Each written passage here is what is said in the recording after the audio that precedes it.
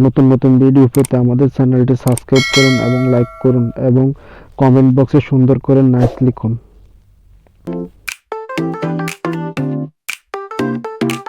দেখো বন্ধুরা, এই ফটোটিকে আমরা সিনেমাটিক স্টাইলে ফটো এডিটিং করব। তো কীভাবে করব চলুন শুরু করি।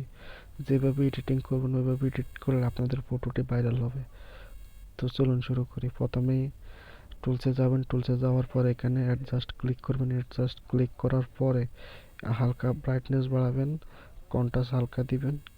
হালকা দেওয়ার পরে এখানে চেহারাটা হালকা বাড়িয়ে দিবেন এবং স্টাইলাইজেশন হালকা বাড়িয়ে দেবেন ফটোটির উপর একটু ক্লিক আসার জন্য।